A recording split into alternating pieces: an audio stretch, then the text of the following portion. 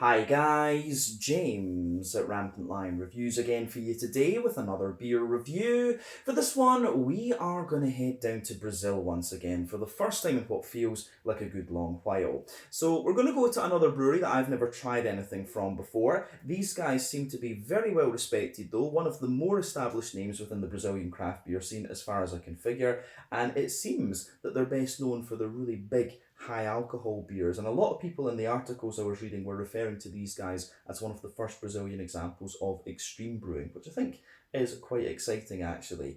But the beer in particular is a style that I very much enjoy. It's one of my favourite sub-styles actually as well, and we've had very positive experiences of this sub-style when it comes to the Brazilian beers as well. So needless to say, I'm very curious to see what this one is going to have in store for us. As you'll know if you've watched the channel for any length of time, I'm a huge fan of the Brazilian beers, and it's always nice to introduce new beers and breweries to you here from there on the channel. So yeah, hopefully this is another good one. Hopefully it makes for an interesting review, and as always, I hope that you guys enjoy my take on this one. So yeah, for this review then, we are going to head to Rio de Janeiro, and we're going to have a look at my first beer from Cervejaria Quatro Graus, or the 4 Degrees Brewery, as it would be in English. So this particular beer is called Black Anthrax. It comes in at 14% ABV, and this one is an Imperial coffee stout.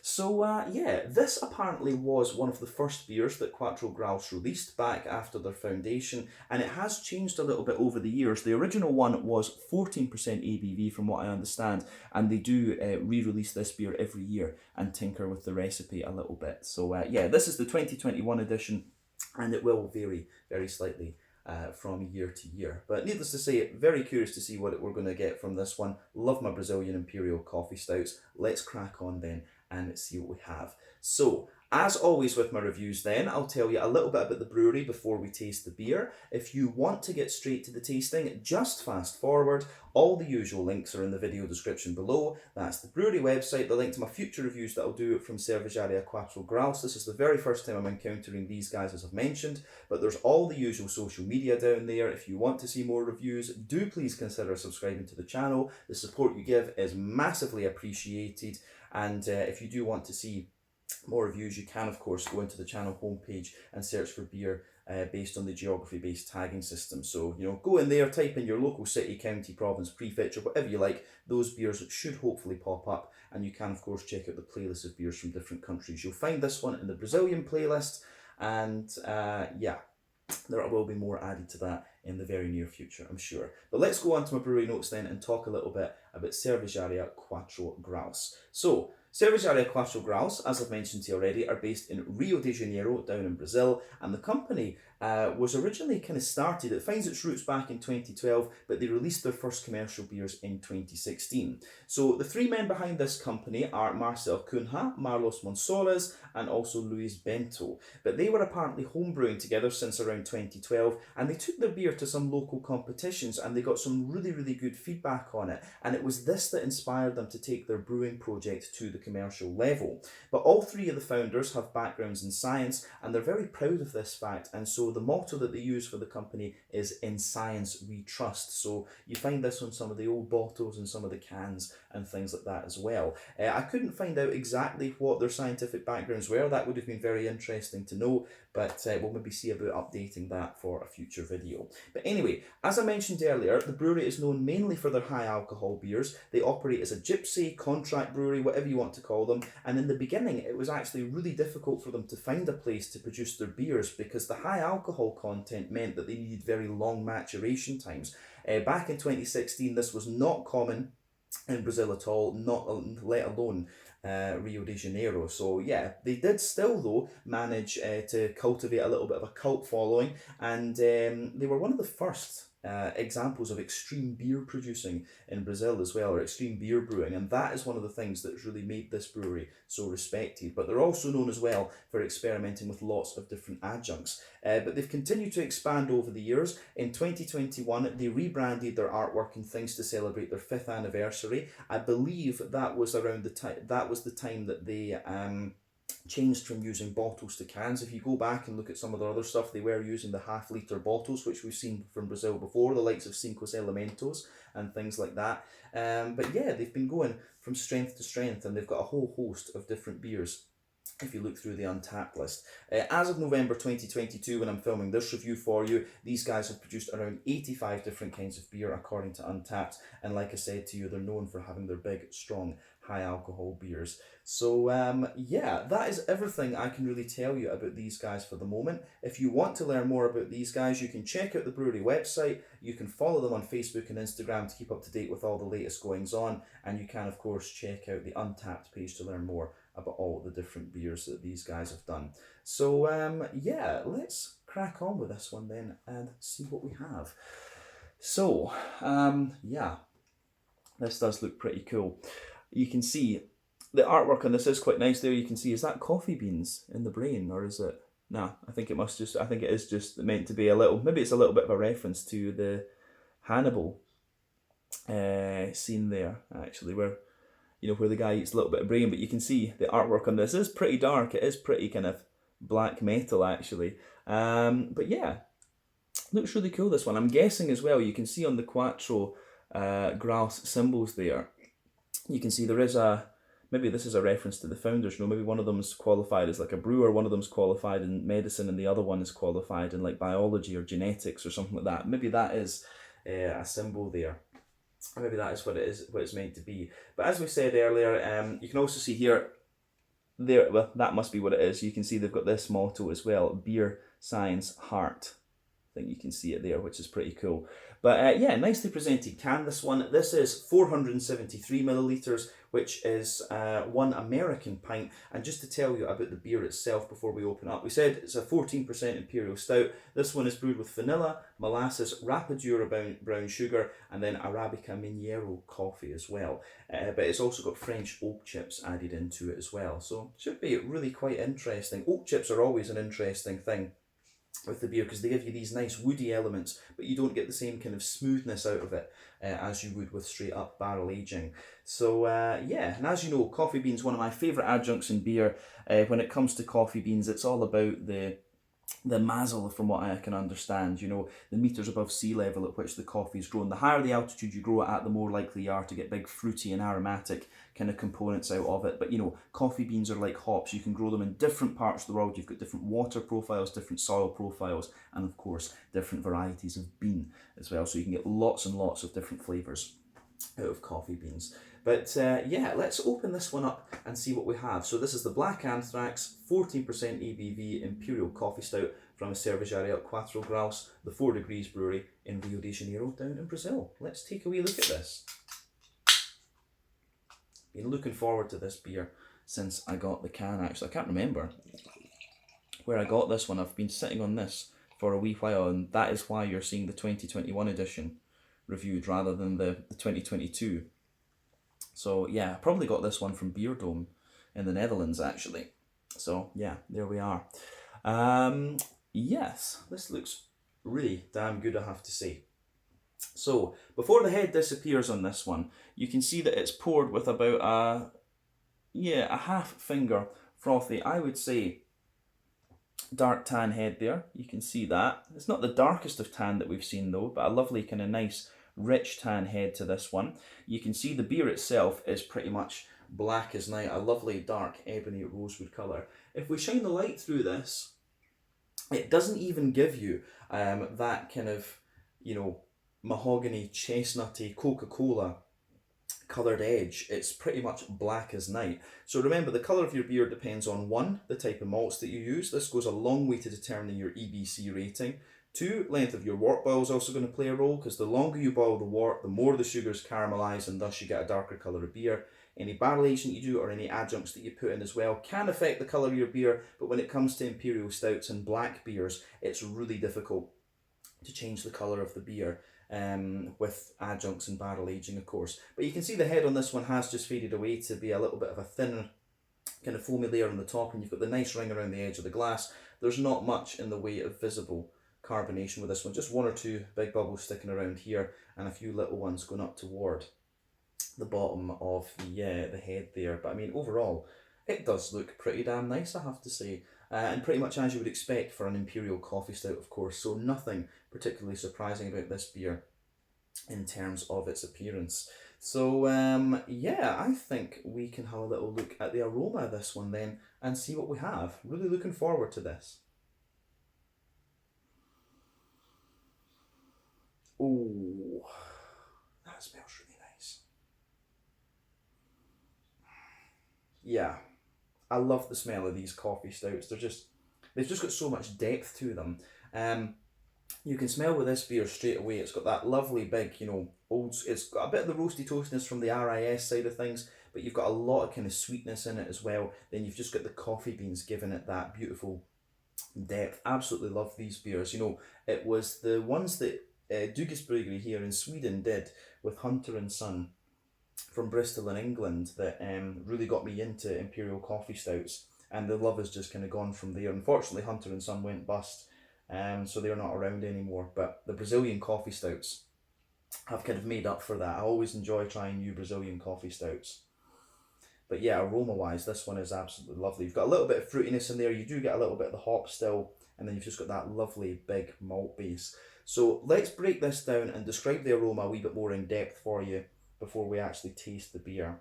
So, aroma wise, this beer, you can smell the woody backbone to this one. You've absolutely got a little, that'll be the French oak chips that are doing that. So you can smell that lovely, just kind of slightly dry, oaky character forming the backbone of the beer. On top of that, you do get a little bit of a roasty, toasty, well fired bread crust quality coming out of this beer. So yeah, woody backbone. There is a little touch of nuttiness in there as well, like a sort of almondy pecan type thing as well. So you can smell that mixing in with the wood.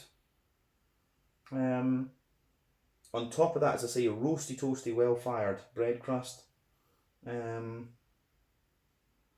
and then above that, you start to get the nice kind of brown bready sort of notes there. So for me, there's a good little bit of that there's a mix of like a wholemeal brown bread, but also a little bit of a more kind of rye bread type thing going on with this one. So that's really interesting as well. Um, but the bread doesn't smell overly like thick or cakey or anything like that. It does actually it does smell more like straight up bread. So you've got like a rye bread in there. Yeah, you've got a little bit of rye bread in there. You've also got some kind of wholemeal brown bready character as well. And then above that, you start to get the kind of chocolatey and brown sugary notes out of the beer. Um, so yeah, you've got this mix of chocolate in this one. So further back on the nose, you get a little bit of a more, 80-90% cocoa chocolate.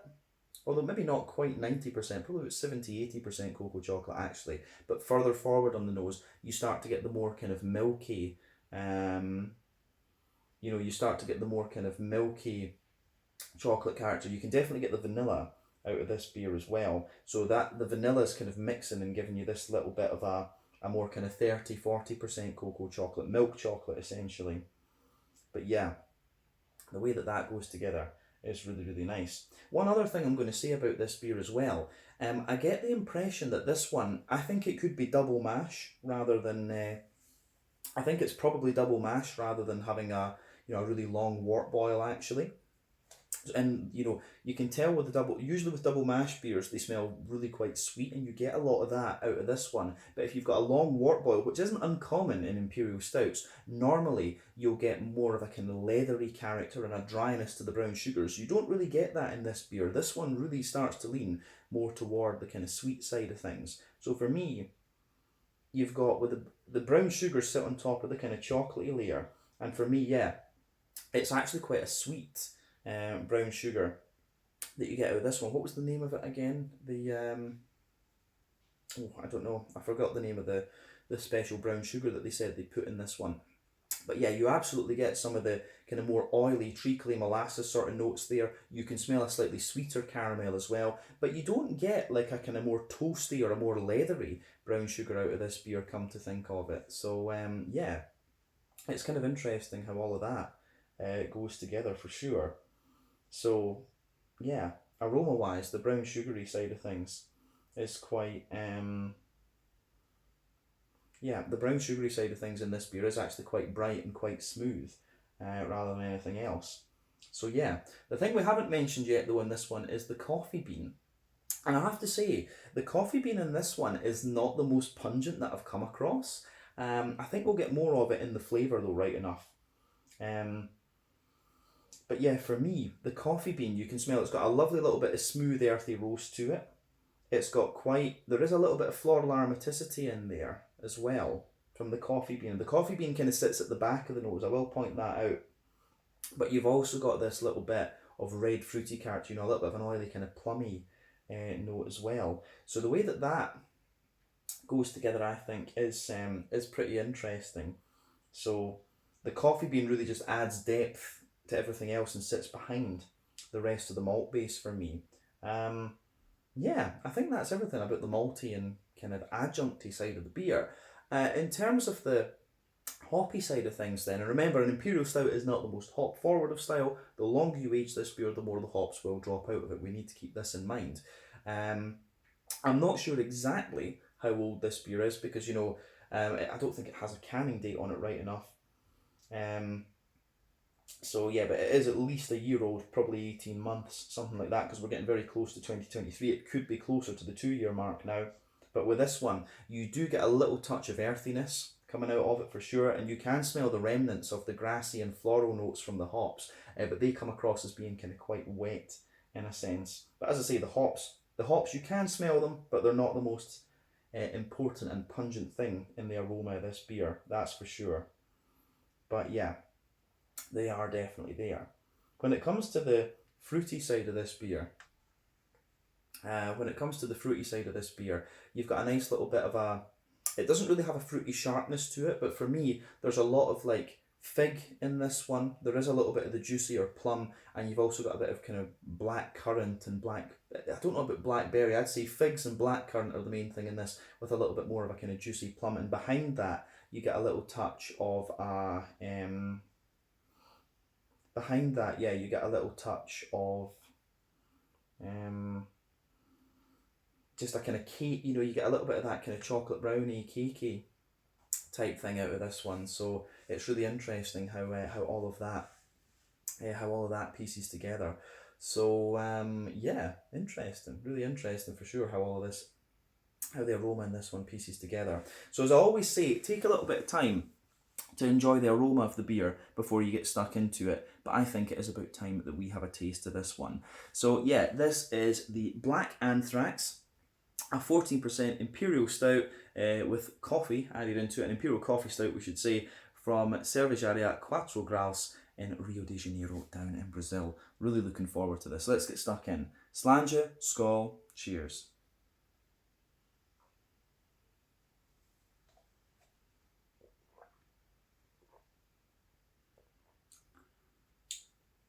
Oh yeah, that's very, very nice. Just going to say straight away, big thumbs up to Quatro Graus with this one.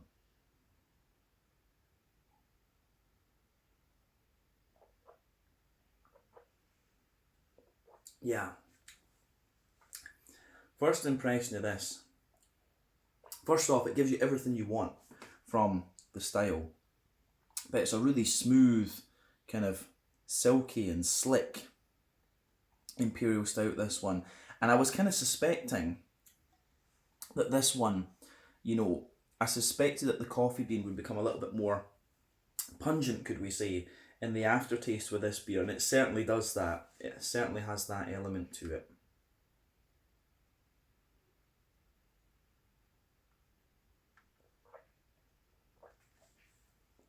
So yeah,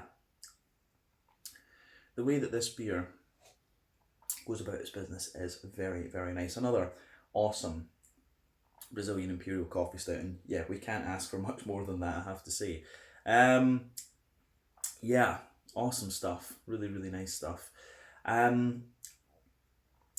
after tasting this is beautiful as well. Let's break this down then and describe it for you a wee bit more in depth. So,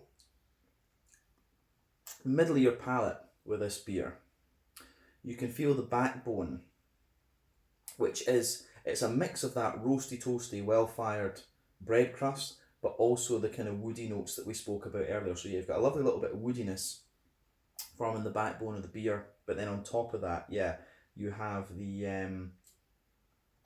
kind of bread crusty, well fired bread crusty sort of thing.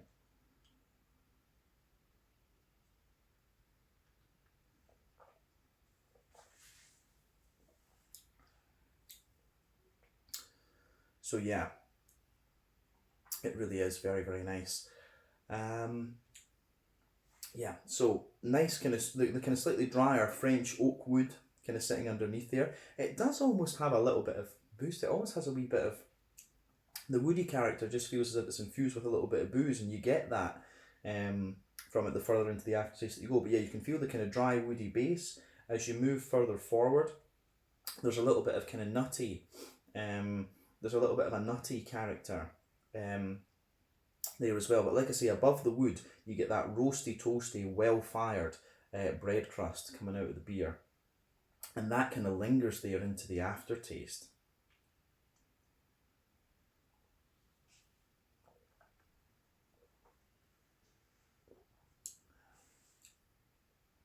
But yeah, above the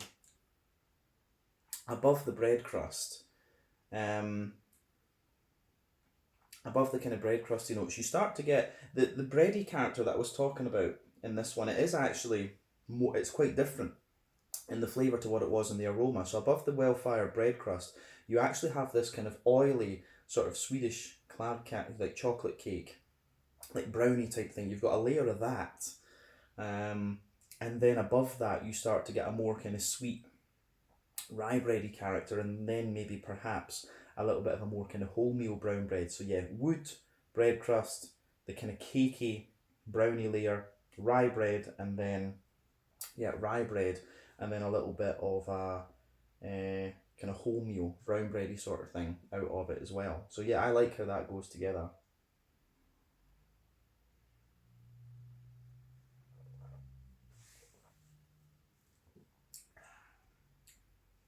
So yeah, the way that the kind of layering in this beer goes is really nice. So let's focus on the top parts of the complexity of this beer. Really lies in the middle third of your palate. So this is where you need to focus on really. But yeah, on top of the kind of bready layer, you start to get the chocolate in this one. So at the back of that, middle third of your palate, you'll start to get a more, you get a little bit of a more, say, kind of 80-ish% cocoa chocolate. And as you move further forward on that middle third of your palate, it's more, it does kind of mellow out a little bit and give you a more kind of sweet thing. So you've got a sort of 30-40% cocoa chocolate. So I like how that goes together.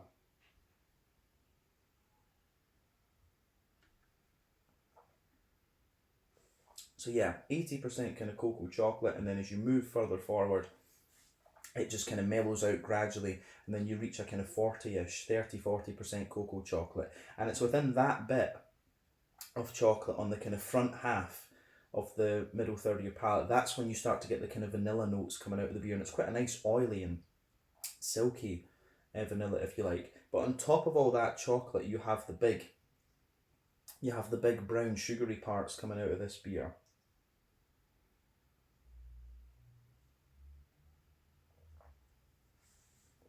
So yeah, the brown sugary side of this beer, I think, is really, really nice. And it's a lot more oily and thick as well, which is good. Again though, I just get the impression that this beer is double mash rather than, that I get the impression this is double mash beer rather than having a really long wort boil, because it's just got that big oily thickness to it, which is great. But the brown sugars, we'll focus on these. So if you go to the dead centre of your palate, you can feel that really thick, treacly molasses sort of thing in the dead centre of your palate. And then as you move further and further out from that, you can feel it just kind of mellows out a little bit. You start to get a straight up sweeter caramel. And then as you reach the very edge, you've got a kind of circle in the middle of your palate. As you reach the edge of that kind of brown sugary circle, it just feels a little touch toasty actually. So yeah, the way that all of this goes together in this beer, I think, is very, very nice. Now, the thing we haven't mentioned yet, of course, is the coffee bean. So we'll leave the middle third of the palate now and then go to the back third of the palate. So, pardon me, the border region between middle and back third of your palate, you can feel there's a little bit of a kind of bready, cakey build-up in there, which I really quite like.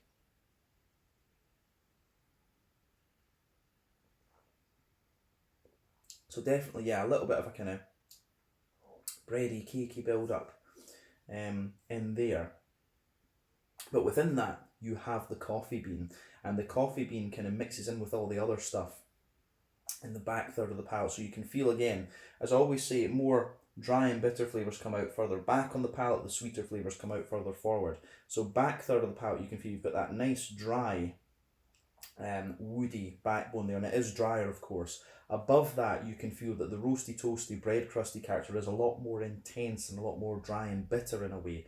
Above that, you can feel it is actually more of a kind of bready, it's a more kind of bready layer in the back third of your palate. So you've got a tall kind of rye wholemeal type bready layer there. It's a bit more airy in fairness, but it does still feel quite dense. And then above that layer, that's when you can feel the kind of coffee beans between the border region and sitting on top of that bready layer there. But the coffee bean flavours that you get in this, they become a bit more prominent the further into the aftertaste that you go. So for me, this coffee, it does have a good little bit of a roasty, dry earthiness to it, but that mellows, it's kind of suppressed a little bit. The coffee in this one is really quite aromatic, and I think that's what takes the lead when it comes to the coffee bean.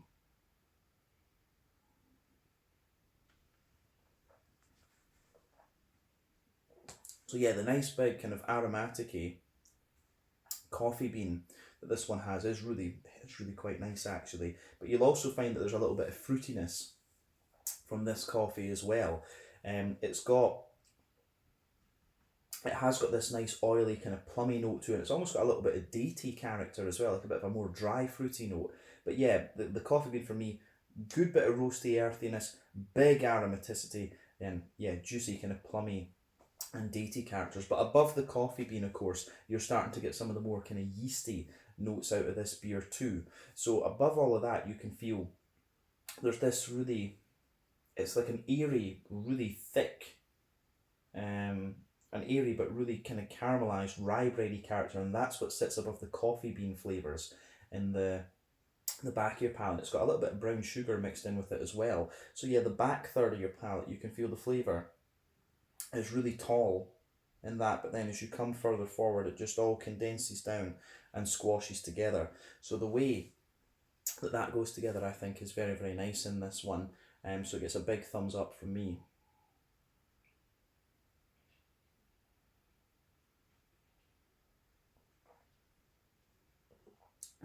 But yeah,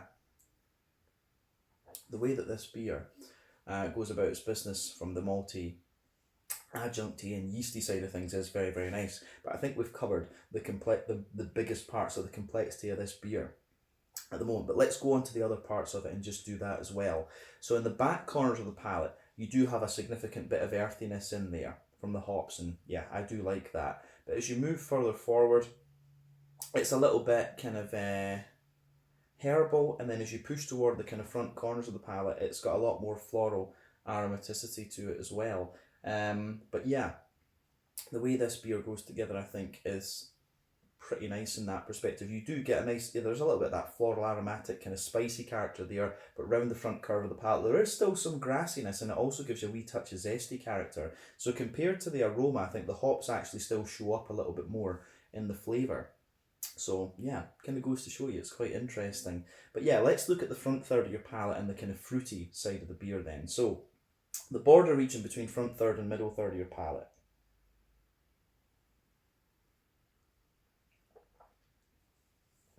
You do get this lovely kind of like chocolate brownie, Swedish kladdkaka, chocolate muffin type thing. You feel that on that border region there.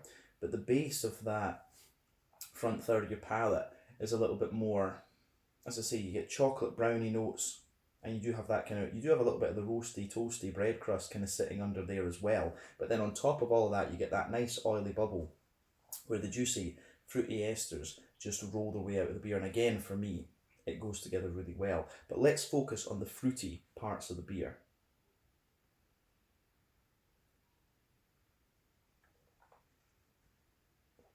So yeah, the fruity part of the beer. This one again, it doesn't really have a raisiny sharpness. In the back half of that front third of your palate, it's got this big, oily, plummy kind of character, and underneath that, you do have a kind of datey, and you do have this really kind of datey and more dried fruity character. So there's a bit of juicy plum on top, then a prune and datey kind of character. As you move toward the middle of that front third of your palate, it becomes a little bit more kind of figgy like, and then as you go into the front half of the front third of your palate, black currant and then a more blackberry character on top. But yet you do have that kind of coffee, aromatic-y type note coming off it as well. So the way that this beer goes together in that perspective is really quite nice. The fruity side of this beer I think is great, and yeah, just the way everything kind of goes together I think is quite is really quite interesting. So this beer gets a big thumbs up from me. Yeah, awesome stuff from the flavour perspective, and it's again another awesome Brazilian Imperial Stout. So I think we can go on and just round off this review with a wee look at the mouthfeel. So for me, definitely a full-bodied beer. The carbonation is very smooth. It's a big, thick, oily and silky Imperial Stout, this one.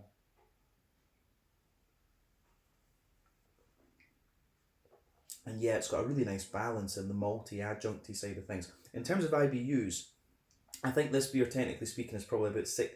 It's probably got to be at least 70 IBUs, this one. You've got roasty toastiness from the malt base. The coffee, of course, as well is going to add to that, and you're going to have the hoppy side of the beer too. So I think this is probably about 70-ish IBUs.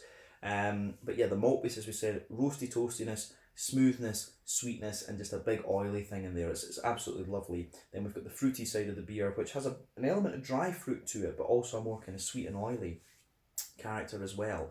But yeah, I just have to say, beautiful, beautiful beer. And once again, it shows me exactly why I'm a big fan of the Brazilian Imperial coffee stouts. They always do these very, very well. So I think I need to try a few like barley wines and things like this. I need to explore a few different styles from Brazil, because I think so far we've mainly done the big Imperial stouts. We haven't done so many of like, Scotch ales, doppelbocks, or, quadruples and things like this. I would like to see if there are some examples of those in Brazil. A few more IPAs, of course, would be interesting. But yeah, some of the sour beers. We've only done a couple of Brazilian sours, so we need to see what we can actually get from Brazil over the next wee while. But this one was awesome, and I really enjoyed reviewing it for you. So I think we can round off there. But yeah, this was the Black Anthrax 2021 edition, an Imperial Coffee Stout from Cervejaria Quatro Graus, and very, very impressed with this one once again. So yeah, once again, thank you for watching my beer reviews. Until the next time, please like, subscribe, share, all the usual YouTube stuff. Let me know your own thoughts on this beer in the comment section below. Let me know what your favourite beers are from Quatro Graus as well, and we will return to these guys at some point very, very soon. So yeah, till the next time, check out my social media, check out theirs, and I will see you guys very, very soon. Slange it, skull, cheers, felicidades, and see you soon with more Brazilian beers.